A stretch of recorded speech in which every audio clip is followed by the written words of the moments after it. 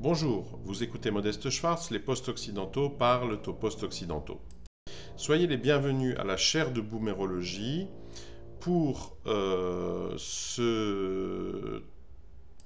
troisième cours, donc ça portera le numéro 3 dans la série de boomérologie, qui sera consacré à répondre à une question. Donc bon, ça aurait aussi pu faire l'objet d'une mise au point, mais vous allez voir comme ça, je vais répondre en fait en rebondissant sur les réflexions que j'avais proposées au cours du cours précédent en fait, qui était donc consacré à analyser ce marketing, parce qu'on ne sait pas si ça débouchera sur une réalité un jour, mais en tout cas ce marketing donc, du projet de MV Narrative, donc ce navire de croisière, c'est cette ville flottante qui propose en quelque sorte une utopie boomérologique, permettant de passer le reste de ses jours. Alors qu'est-ce que ça veut dire exactement? C'est pas très clair, mais donc en croisière, voilà. Donc de finir sa vie ou peut-être de commencer son immortalité, sans plus jamais...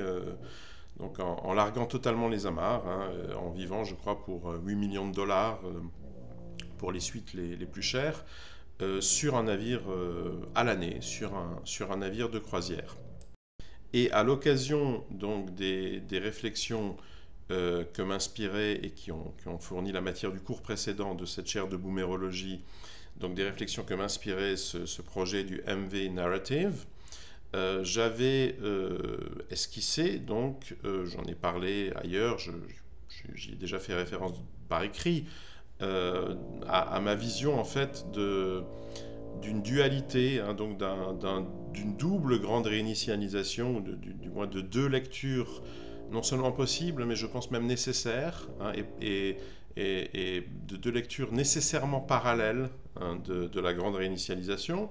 Donc ce que j'ai appelé, je vous renvoie à la vidéo en question, la précédente dans cette série, ce que j'ai appelé le Great Reset version Malray et le Great Reset version Schwab, ou, autre manière de le dire, le Great Reset de droite et le Great Reset de gauche. Et une troisième manière encore de le dire, ce serait le Great Reset réellement existant, puisque là en plus il y a des précédents. Le Great Reset version Malray, ça a déjà été tenté et même réussi. C'est ce qu'on a appelé la perestroïka. Donc c'est la grande réinitialisation post-soviétique, donc du monde post-soviétique, de ce qui était encore jusqu'en 1991 l'Union soviétique et qui a cessé de l'être à ce moment-là, mais qui continue malgré tout à peu près sur une même trajectoire. L'inertie est la plus forte. Bon. Et ce monde-là, à compter même de la fin des années 80, en réalité de l'arrivée au pouvoir de Mikhail Gorbatchev, a vécu, mais surtout avec un gros coup d'accélération au début des années 90, un processus qui fait beaucoup penser à ce qu'on vit en ce moment en Europe occidentale et qu'on a appelé généralement perestroïka, et qui n'était autre, je pense, qu'une sorte de bêta-testing, ou au moins rétrospectivement, c'est ce qu'on peut en dire, on peut le décrire rétrospectivement comme un bêta-testing de la grande réinitialisation. Donc le Great Reset de droite, le Great Reset version Malray, c'est du réel, c'est possible, et je pense même que c'est probable, ça nous pend au nez. Alors que le Great Reset version Schwab, le Great Reset de gauche, pour moi, c'est avant tout une utopie. Comme en général, d'ailleurs, les utopies gauchistes, ça n'a pas vraiment de réalité historique. Le bolchevisme des origines, les premiers jours suivant octobre 17, c'était un peu ça. Donc la grande époque, disons... l'époque réellement utopiste, révolutionnaire, du passé faisant table rase, donc l'époque des Mayakovsky, de la révolution sexuelle bolchevique, bon, ça a duré, ça a déjà été mis en veilleuse un peu pour des raisons ergonomiques, si j'ose dire, par la guerre civile russe qui a immédiatement suivi. La conclusion de la Première Guerre mondiale en Russie, après la chute du régime tsariste.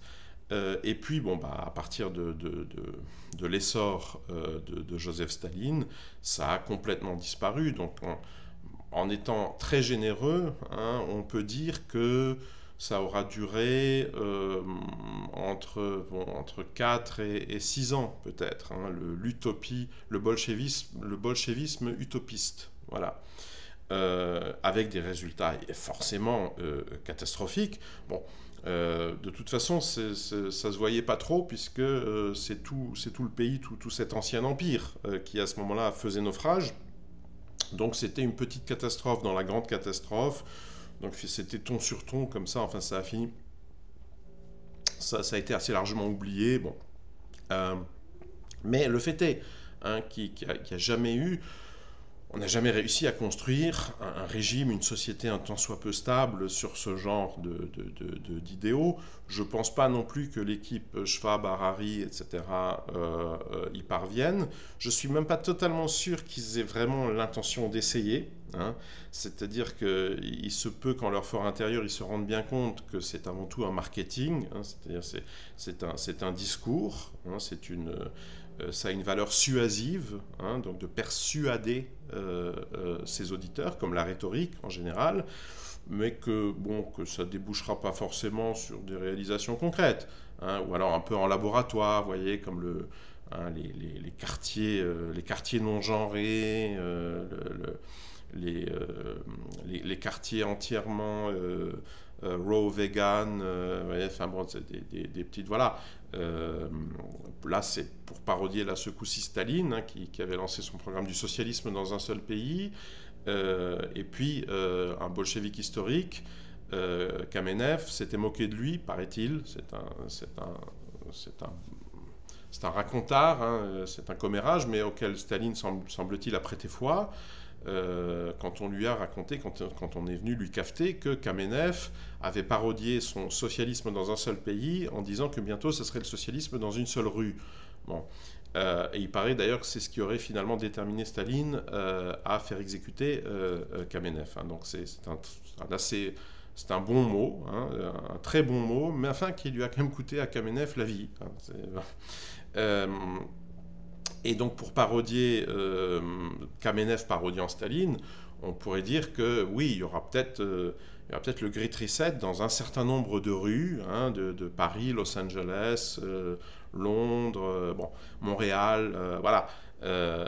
Enfin, est-ce que ça sortira de ces 2-3 rues pour finir par devenir le principe d'organisation d'une société, pour le coup, entière, hein, c'est-à-dire pas juste quelques parasites comme ça, quelques bobos n'assumant absolument pas le réel, dans une tertiarisation absolue. Bon, voilà, non, voilà, moi j'ai de gros doutes, et je pense que même d'ailleurs les ténors de cette option à Davos ont eux-mêmes d'énormes doutes. Hein. Je ne pense pas qu'ils soient sincères dans leur discours. Je pense que c'est un discours qui fonctionne, quoi. C'est-à-dire, c'est tout simplement c'est productif, hein, au sens comme Greta. Hein. Même Greta, maintenant à l'âge qu'elle a atteint, ces histoires-là de sauver la planète, tout ça, à mon avis, ça y est, elle a déjà dû devenir raisonnable, mais elle a un rôle, elle a un fonds de commerce, etc.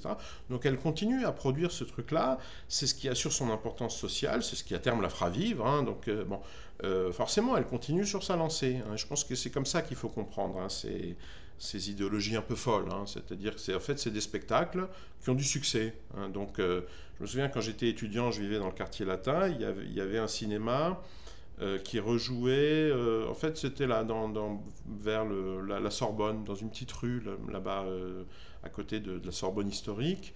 Il rejouait par exemple le Satyricon ou le Rocky Horror Picture Show. Il rejouait toutes les semaines, parce qu'il y avait des gens qui retournaient les mêmes, hein, revoir le même film. Dans le cas du Satyricon, d'ailleurs, je peux presque comprendre. C'est vrai que c'est un chef-d'œuvre. Et toutes les semaines, ils allaient, c'est Harari, Greta Thunberg, Schwab, tout ça, c'est pareil. C'est-à-dire, tant qu'il y aura des imbéciles pour aller applaudir ce genre de truc, ils vont faire leur numéro. Hein, on ne change pas une équipe qui gagne. Et donc, venons-en à cette fameuse question à laquelle j'ai promis de répondre.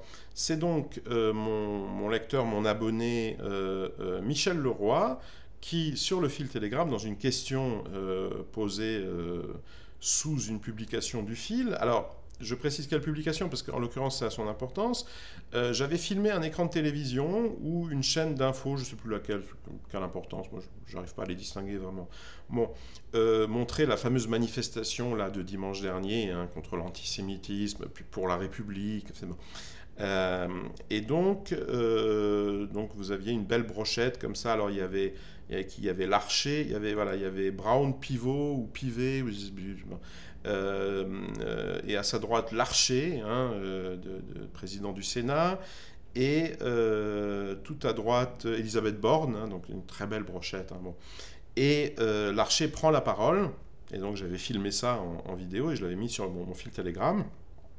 Frère Larcher nous invite à nous détacher des valeurs matérielles pour communier dans la République. Hein. Moi, j'avais trouvé ça très drôle. Hein, bon, quand on connaît, d'ailleurs, on n'a même pas besoin de connaître vraiment la réputation, d'ailleurs, hein, de goinfre de Gérard Larcher. En fait, il suffit de le regarder. Hein, c'est marqué dessus, en réalité. Bon. Et donc, en commentaire donc, de cette publication de mon fil Telegram, Michel Leroy avait posé cette petite question de la part d'un gueux. Bon, hein, il est facétieux, Michel Leroy. Les homards et les moutons Rothschild de la cantine du Sénat, ça relève des valeurs matérielles, entre guillemets, ou des valeurs de la République. Hein. Alors bon, je ne le connais pas personnellement. Je veux dire Michel Leroy, Gérard Larcher non plus, hein, je vous rassure.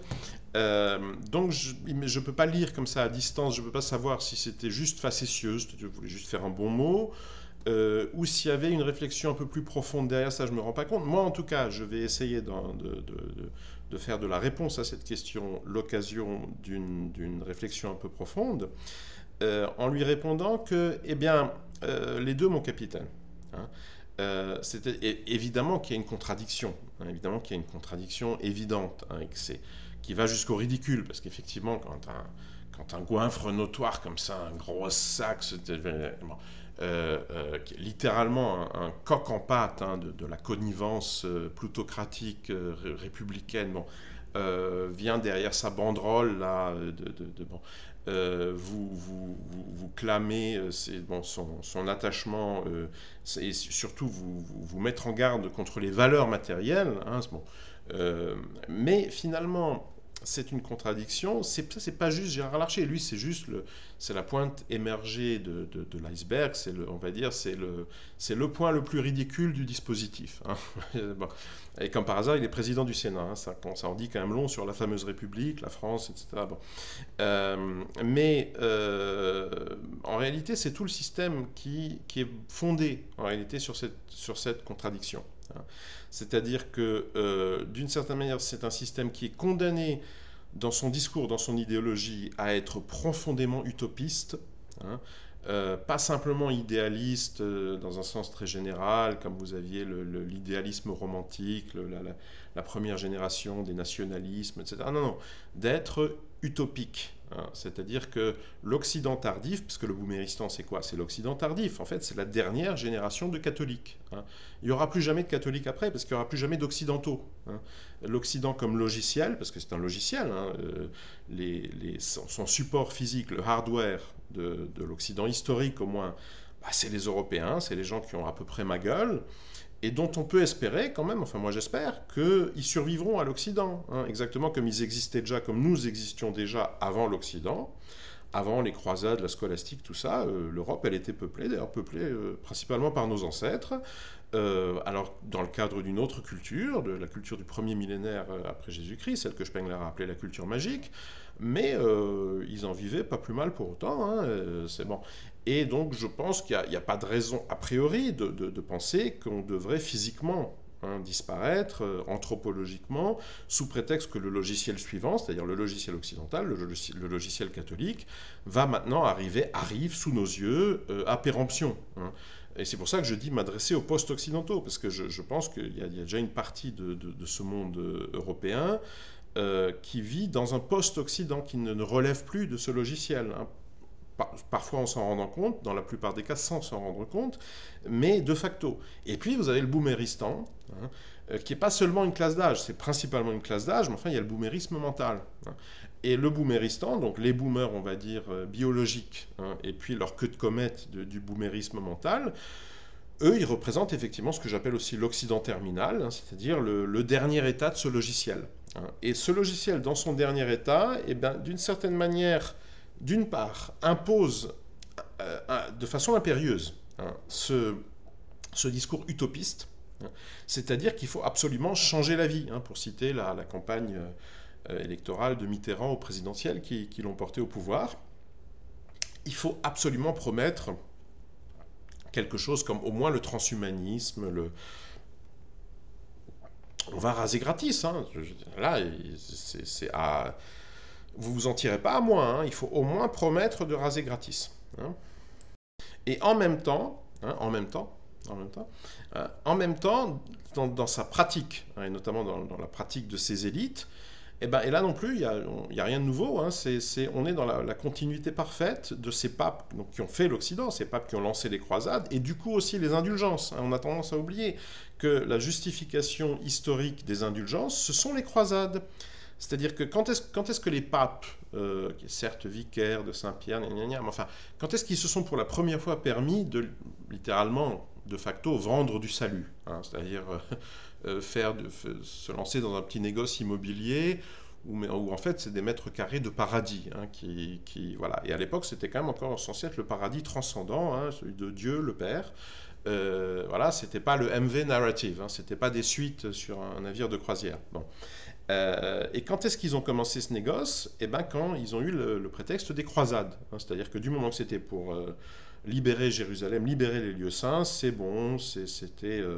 je ne vais pas dire cachère parce que ça serait un peu exagéré, mais enfin, ça passait, et c'est comme ça que, alors au début c'était des indulgences politiques en quelque sorte, hein, c'est-à-dire que bon, on fermait les yeux sur les divers péchés, et Dieu sait qu'ils en avaient, hein, des souverains européens, des grands princes, des ducs, bon voilà, et puis finalement comme il fallait quand même s'y financer toutes ces expéditions, bon ben on s'est mis à fermer aussi les yeux sur pas mal de menus péchés, donc des roturiers, pour peu qu'ils soient riches, hein, des grands marchands, voilà. Et puis ça a débouché finalement sur le trafic des indulgences. Hein. Et ces papes qui organisaient le trafic des indulgences, ce sont aussi les papes qui, dès l'époque à mon avis, bon à l'époque ils se cachaient encore un peu, mais en tout cas un peu plus tard, au moment de la Renaissance, hein, les Borgia, bon, ont aussi fourni de véritables exemples de débauche. Hein. Donc, j'allais dire, même Gérard Larcher à côté, petit joueur, quoi, cantine du Sénat. Attends. À Rome, hein, tous les chemins mènent à Rome. Hein, bon. À Paris, finalement, ça reste quand même toujours un peu protestant, comme ça, toujours un peu pisse froide. C'est jamais totalement. Hein, c'est une question climatique aussi. Hein, je veux dire, regarde, il pleut sans arrêt. Hein, ça, forcément. Hein, on n'a pas c'est pas la libido de la Méditerranée, quoi. Hein, bon. Et effectivement, bah, les connivents du pouvoir davosien, hein, donc par exemple ce qu'on appelle en France la Macronie, bah, ils se baffrent. Oui, ils se baffrent. J'allais dire que c'est au moins aussi nécessaire que l'utopisme du discours. Hein, c'est-à-dire que les deux sont dans un rapport en fait d'implication mutuelle et de proportionnalité. C'est-à-dire que plus on verse dans un espèce de New Age, d'un irréalisme absolu, vous voyez la conscience qu'on va charger sur un disque dur, les nanos qui vont vous réparer après une fracture de la jambe, toutes les conneries sans nom là, dont la clique davosienne et son expertologie nous abreuvent, alors en sourdine depuis en fait des décennies, mais là depuis 3 ans en avalanche, hein, d'un côté, et puis de l'autre, bah, les fausses factures, les emplois fictifs, les rétrocommissions, les financements de l'Ukraine, hein, j'en dis pas plus, je sais pas. Bon, Gérard Larcher, quoi, voilà. Bon. Et en fait, ce qui est vraiment important, c'est de comprendre que tout cela ne fait qu'un. Hein. C'est-à-dire qu'il y a effectivement contradiction. C'est d'ailleurs c'est l'origine de cette vis comica qui m'avait moi-même inspiré lorsque j'ai mis en ligne cette petite vidéo, hein, prélevée sur une chaîne d'information. Bon, parce que j'étais le premier à en rigoler de bon cœur, quoi. Hein. Gérard Larcher, là, qui était du gros sac, il a dit, attention, les valeurs matérielles, il a dû roter, il a réprimé un rot entre valeurs et matériel, vous voyez ça. Bon, c'est très drôle, et la source de cette vis comica, bah, c'est justement la contradiction. Hein. La contradiction est en soi comique. Mais il est important de comprendre que cette contradiction, elle n'est pas accidentelle, hein, c'est pas juste un hasard comme ça, parce qu'il est un peu con, parce qu'on est en France, qu'il y a une sorte de tradition de la clownerie, qu'il y a une désinhibition. Tout ça est vrai aussi, hein, je veux dire, il y a Macron sur la dernière centaine de mètres, là c'est aussi un peu Néron, hein, bon. Donc ça part un peu dans tous les sens, c'est vrai. Mais c'est pas ça le plus important. C'est pas ça l'essentiel, c'est de comprendre que c'est une contradiction nécessaire. Et nécessaire pourquoi? Parce qu'il y a le Great Reset qu'on peut faire. Hein, et celui-là, en fait, on sait très bien à quoi il ressemble, puisque, encore une fois, il a été fait hein, dans le monde post-soviétique des années 1990. C'est ça, c'est le Great Reset, en train de se faire, et puis parvenant finalement à sa complétion, hein, parvenant à sa perfection.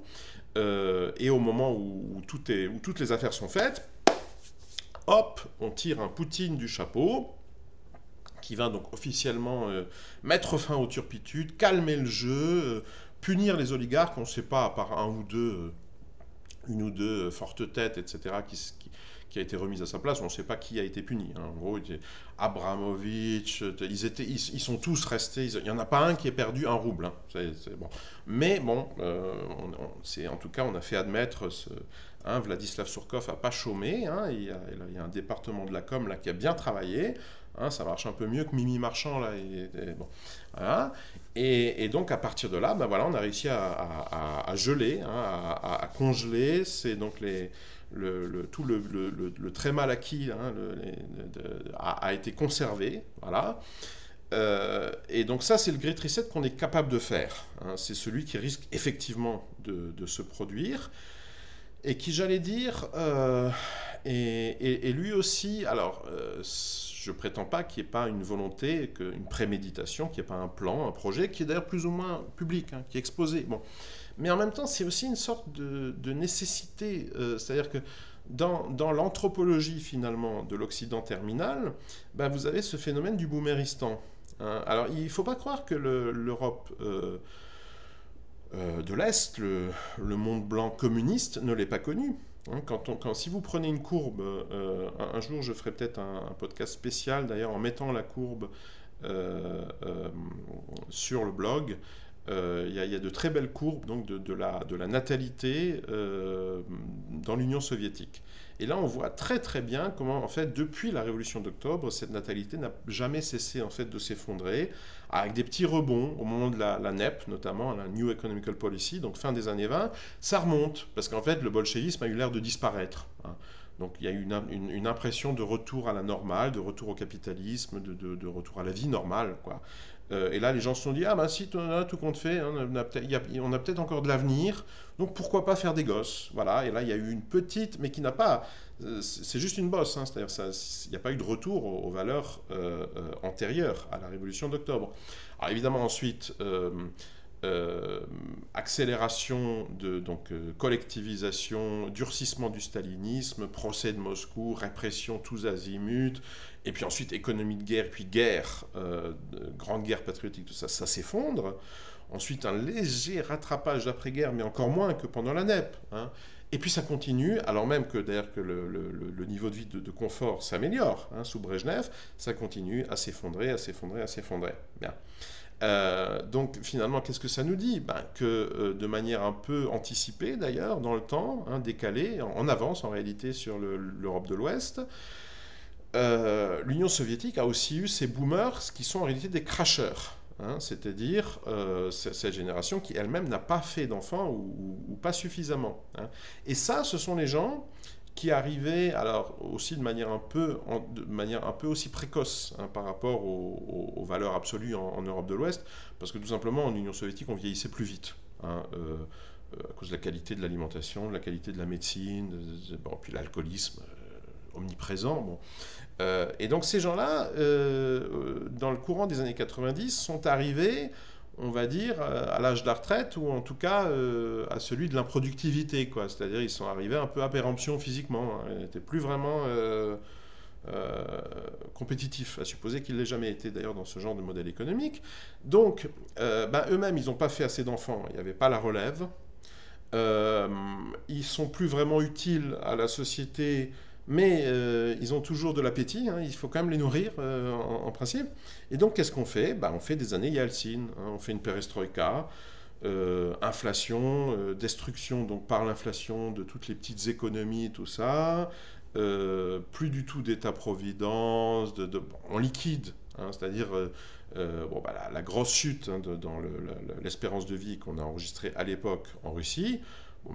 C'est avant tout des gens finalement qui, au vu des valeurs mesurées en 1980, auraient peut-être dû mourir vers l'âge de 75 ans, voire 80, puis qui finalement sont morts à 65 ans, à 70 ans, de manque de soins, de suicide, d'alcoolisme, voilà, qui ont été achevés, hein, en réalité par la perestroïka. Et donc une fois qu'on s'était débarrassé de cette génération devenue inutile, hein, même si d'une certaine manière c'est eux qui avaient construit la plupart des villes soviétiques, etc. Ça a pu repartir, hein. Il y avait de la place pour un renouveau poutinien. Bon. Et je dirais que c'est aussi un peu la situation de l'Europe de l'Ouest au début des années 2010. Hein. Alors avec des valeurs absolues un peu plus élevées, parce qu'on vit plus longtemps, on est en bonne santé, on est capable de travailler plus longtemps. Donc on peut toujours rajouter une dizaine d'années, on va dire, hein, aux valeurs absolues du monde soviétique et post-soviétique. Mais par ailleurs, c'est fondamentalement la même situation. Alors avec cette petite différence qui est quand même le remplacement de population, qui apporte un facteur qui n'était pas vraiment présent dans l'équation soviétique, même s'il est apparu par la suite, hein, maintenant avec l'Asie centrale, qui se déverse à Moscou. J'aurais presque envie de dire, même si c'est très cynique, que ça, c'est le Great Reset qu'on est presque obligé de faire, hein. C'est-à-dire, c'est le Great Reset qui est là pour préempter, qui constitue en fait une stratégie oligarchique, donc d'une oligarchie qui décide de préempter ce que j'ai appelé dans mon ouvrage Covid, par exemple, de 2022, aux éditions Culture et Racines, ce que j'ai appelé le grand réajustement, hein. Donc le grand réajustement, il vient tout seul, d'une certaine manière, hein. C'est l'immanence qui dicte son imminence, hein, pardon pour l'allitération un peu douteuse.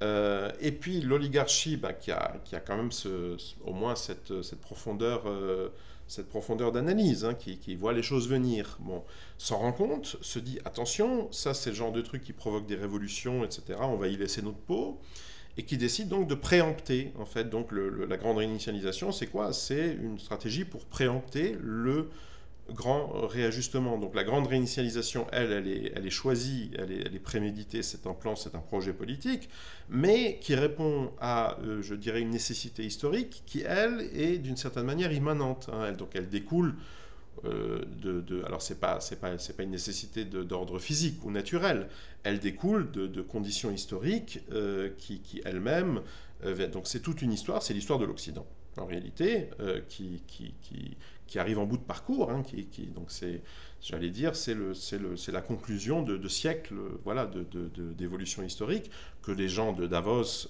n'ont évidemment pas contrôlé, ni eux, ni leurs ancêtres, etc. Là, on entre là, du coup, là, déjà, pour moi, c'est de la mystique, hein, les histoires le mondialisme qu'on a commencé à mettre en place, je sais pas, au XIIIe siècle, lorsque je ne sais quel kabbaliste à Barcelone, enfin, ça tient pas debout. Bon. Donc ça, c'est le Great Reset qu'on est effectivement en train de faire, qui a des chances de se faire, et que j'allais dire, qui de toute façon est à peu près inévitable. Et puis, alors le grand problème, c'est que dans un contexte, dans un système démocratique, c'est pas des perspectives, pour la grande majorité des gens, c'est pas des perspectives très réjouissantes, hein, puisque c'est en gros ça consiste quand même à décimer la population, hein, au sens littéral, au sens initial de ce mot dans les légions romaines. Donc on va en buter 1 sur 10. Bon. C'est pas très, quand les gens apprennent ça, généralement ils sautent pas au plafond d'allégresse, hein, s'ils se disent oh, mais ça pourrait être moi quand même, le 1 sur 10, c'est de la roulette russe, très russe, quoi, hein, c'est un peu serré comme bon. Et d'où la nécessité d'emballer ça, hein. Et dans quoi est-ce qu'on va emballer ça? Et là aussi, c'est toute la logique historico-idéologique de l'Occident qui le dicte. Hein. Et bien dans une promesse eschatologique. Hein. Donc en bon catholique, hein, qui s'ignore maintenant aujourd'hui dans la plupart des cas, mais quand même bon catholique, et ben le croquant, on va lui promettre le paradis de Dieu. Alors simplement, il n'y a plus de Dieu, hein, on s'en est débarrassé, ça c'était le tournant hegelien, voilà, Dieu est sorti de l'équation. Donc bah, à la place de Dieu, il va rester le grand soir de Marx. Alors là aussi, à l'époque, il était très rouge, hein, le grand soir. Il était, bon. On a changé d'avis entre-temps, on s'est dit non, tout compte fait, révolution ouvriériste, tout ça, la dictature du prolétariat, non, non, non, en fait, c'est brouillon, quoi. Il faut exécuter dans des fossés, des fosses communes, enfin, c'est des trucs de Russes, quoi. On va quand même pas faire ça, là, vous voyez, à Paris, là, dans des pays de fromage, hein, des fromages à pâte molle. Hein, bon. Donc, non, on va faire ça, mais c'est moderne, hein, nano, injectable. Bon. Euh, et donc finalement, ça va être le grand soir, mais version donc Schwab, hein, Schwab, Harari, Greta Thunberg, donc le grand soir vert et inclusif. Hein, voilà.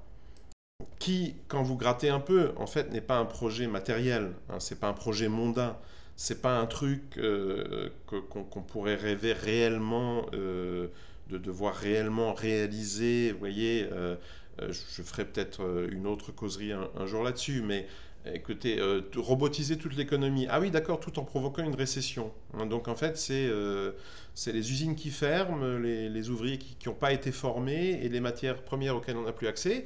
Hein, c'est tout ce dont on aurait besoin pour fabriquer les fameux robots qui vont remplacer tout le monde dans l'économie. Bon, ça ne tient pas debout. Hein, je veux dire, oui, ils ont robotisé, c'est toujours la même histoire. Hein, c'est le socialisme vert et inclusif, mais dans une seule rue. Hein. Et dans cette rue-là, oui, le personnel des cafés a été robotisé, hein, à un prix donc absolument astronomique, un investissement non rentabilisable. Bon, alors le café sera vendu 35 euros l'expresso ou un truc comme ça. C'est pas grave, les gens de cette rue-là en ont les moyens, hein, ils paieront en euros digital ou en rouble ou en yuan digital, voilà, ils paieront leur café à 35 euros qui leur sera donc servi à table par un robot. Bon, pour toutes les autres rues et en fait le reste du pays et des pays, il ne faut pas y songer, hein, ça ne va pas se produire. Bon. Et on pourrait comme ça prendre chapitre après chapitre toute la fantasmagorie de la grande réinitialisation, on arrivera toujours à la même conclusion. C'est pas dès qu'on se met à quantifier un peu en termes économiques, on se rend compte que c'est absolument irréalisable.